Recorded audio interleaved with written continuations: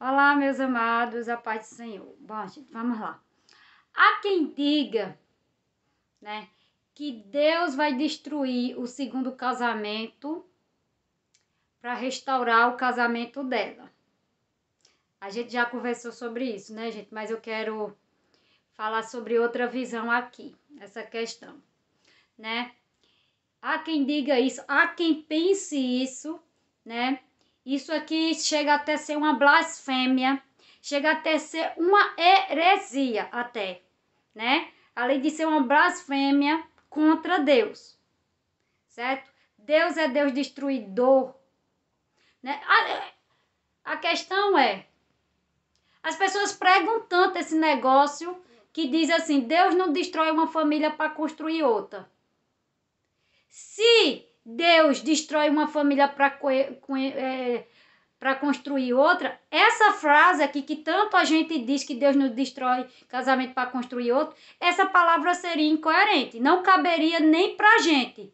Quem dera para outra, né, para um segundo casamento, não caberia nem a um primeiro casamento, muito menos a um segundo casamento. A frase está dizendo, Deus não destrói um casamento para construir outro. Reflita bem, Deus não destrói um casamento para construir outro. E como é que você está dizendo que Deus destrói um casamento para construir outro? Porque se for, né?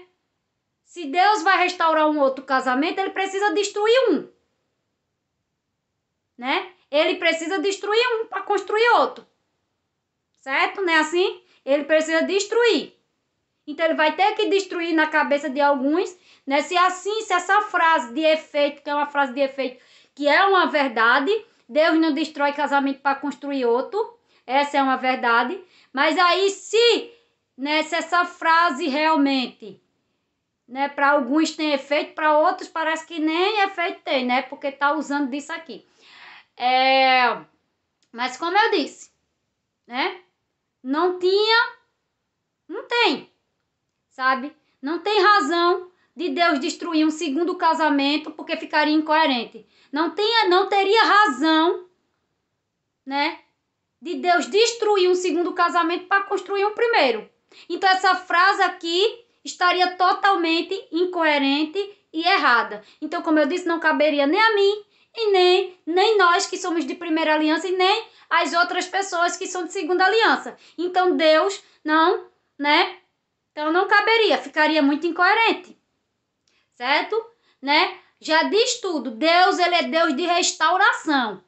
Destruição é uma coisa, Deus é Deus de restauração, certo? Quem destrói é o homem. Quem destrói a aliança é o homem, quem quebra a aliança é o homem, não é Deus. Deus não tem nada a ver com a quebra de alianças que as pessoas fazem. Certo? Deus não tem nada a ver com as destruições que as pessoas fizeram. Deus não tem nada a ver. Porque Deus não é Deus destruidor. Você não vai ver Deus destruindo. Certo? Você vai ver Deus destruindo o quê? É destruindo o quê? Certo? O pecado. Você vai ver Deus destruindo, né? O pecado, o erro. É isso aqui, certo? Você vai ver Deus destruindo essas questões, mas, certo? Não na questão como a gente destruiria, porque Deus é Deus de restauração, ele restaura, ele não destrói, certo? Como é que você quer que Deus restaure o seu casamento destruindo um? Você acha que isso é a vontade de Deus, destruir um para construir o outro? Não, até porque estaria totalmente contra a natureza de Deus, né? Estaria totalmente contra a natureza de Deus. Totalmente vai contra a natureza dele, porque ele não é Deus, certo? De destruição. Certo? Quem destrói é o homem. Deus, ele é Deus de restauração, de reconstrução, de começo, certo? Então, a pessoa que diz que Deus vai destruir um segundo casamento para restaurar um dela, ela não conhece Deus. Ou seja, ela nunca conheceu Deus na vida dela. Ela não sabe quem é a pessoa de Deus. Certo, gente? Então, restauração. Já está dizendo o nome restauração. Não está dizendo destruição. Certo? Restauração. Deus restaura casamento. certo? E não destrói, certo? Ele restaura, ele vai pegar um casamento que está destruído e vai restaurar ele. É como eu pegar uma peça dessa, pegar qualquer peça e construir. Aliás, e restaurar. Ele vai restaurar, ele vai colar os pedaços, ou seja, ele vai, né? É como a gente pegar um copo, derrubar no chão ou qualquer outra coisa, quebrar um jarro, qualquer outra coisa, e a gente vai restaurar. Tem condição de restaurar qualquer coisa que quebre.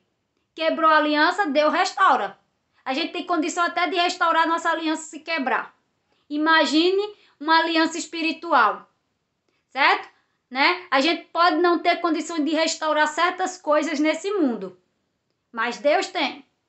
Deus tem condição, principalmente no que diz respeito às coisas espirituais.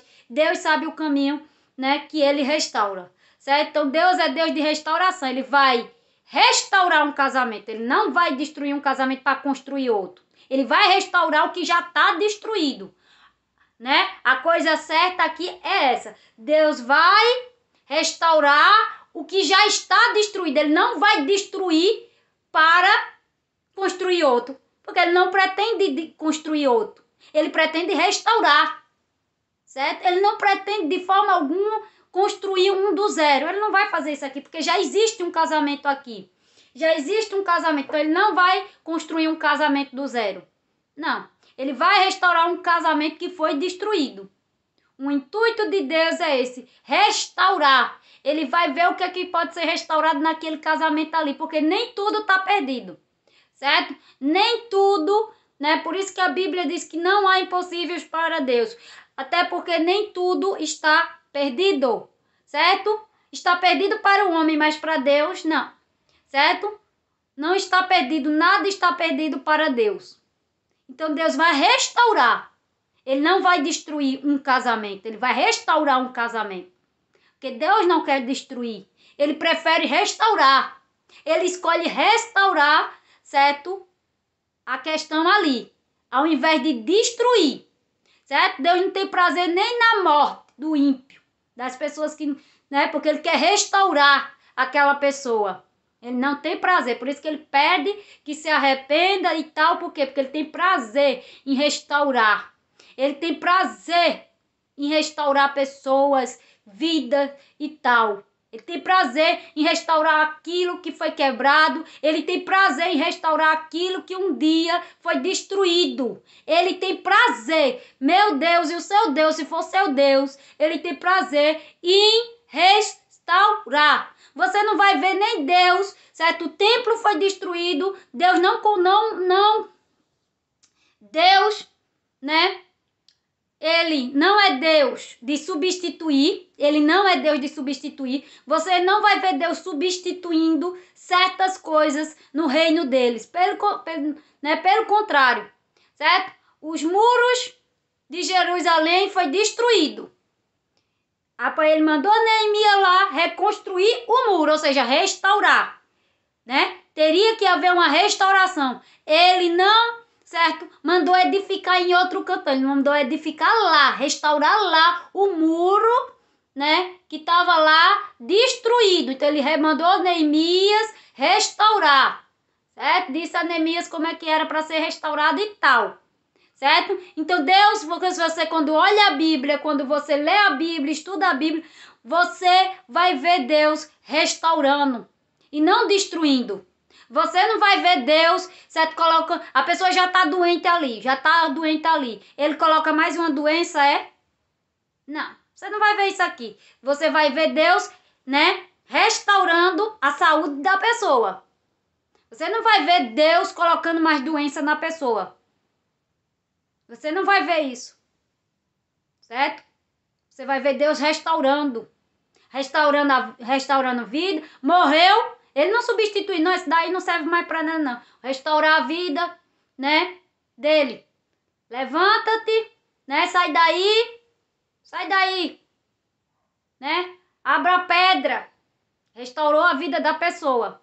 Devolveu vida para a pessoa, certo? Devolveu, né? Restaurou. Quer devolver, Você não vai ver Deus destruindo nada. E quando você ver algo na Bíblia destruído, não foi Deus que destruiu. Foi os homens. Foram as pessoas, porque quem destrói somos nós. Quem destrói somos nós.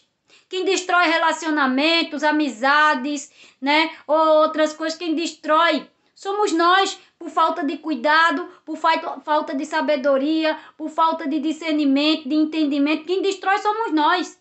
Deus, ele não tem prazer na destruição, certo? É o próprio homem que procura a destruição, certo?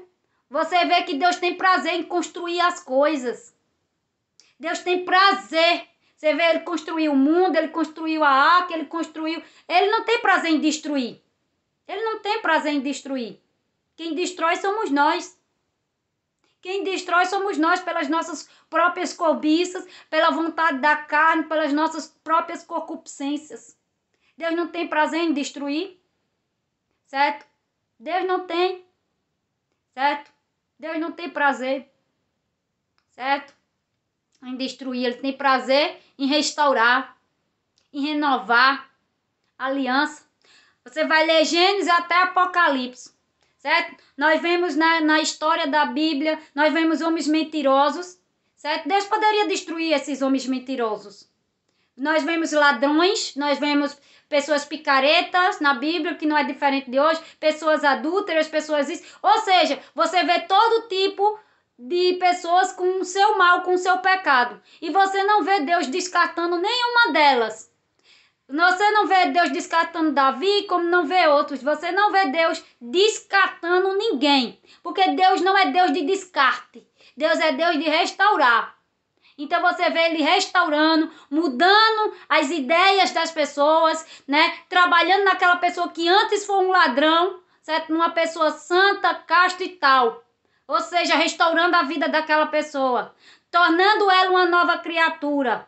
Certo? E não substituindo ela. Você não vai ver Deus substituindo nada, certo? Você nem vai ver Deus substituindo, certo? E nem destruindo. Porque Deus não é Deus de substituição e nem de destruição. Ele é Deus de restauração. Ele é Deus de recomeço. O que os homens dizem que não tem jeito, para Deus tem jeito. Por quê? Porque ele é o Deus restaurador. Os homens dizem que não tem jeito, que a pessoa não pode mudar, que uma pessoa não pode mudar, que uma situação não tem mais jeito, que não tem mais cura, que não tem isso. Os homens dizem isso aqui porque para eles é impossível, logicamente. Para mim é impossível curar uma pessoa de um câncer. Eu não posso curar, não tenho o poder de curar. Mas Deus tem. Então para Deus nada é impossível, né? Por isso que a Bíblia diz que para Deus nada é impossível. Então para mim é impossível curar uma pessoa de câncer. Ainda que eu seja médica, suponhamos que eu fosse uma médica, que eu trabalhasse nessa área, eu ainda, na minha condição de ser humana, eu não conseguiria salvar essas pessoas. Nem todas, até porque não tem condições. Eu não tenho poder sobre a vida, mas Deus tem o poder sobre a vida. Ele é o dono da vida. Ele é o dono de tudo. E outra, não teria necessidade, deixa eu dizer para vocês aqui, Deus não teria necessidade de destruir um casamento. Sabe por que ele não teria necessidade de destruir um casamento? Deixa eu contar aqui para vocês. Primeiro porque ele é dono do seu marido, ele é dono do amante, ele é dono seu, ele é dono das pessoas. Ele é dono. Ele é dono. Eu e você não é dono. Nós não somos donos uns dos outros. Mas Deus é dono. Não teria necessidade dele destruir. Sabe por quê? Porque ele é dono.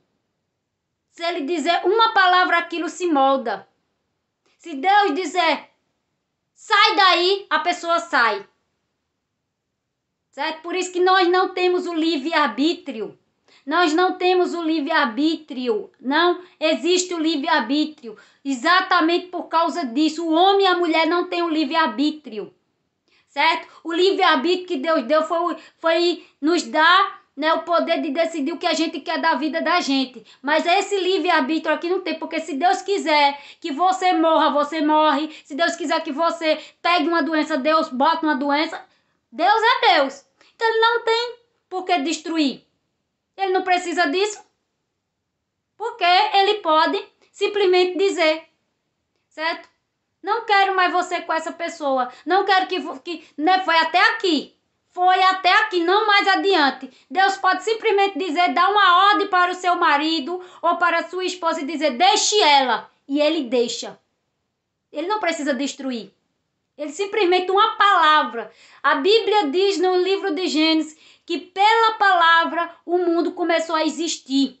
Ou seja, todas as coisas por meio de uma palavra pode vir a existir. Então, uma palavra, Deus só basta dizer uma palavra para o seu marido. Ele não precisa destruir.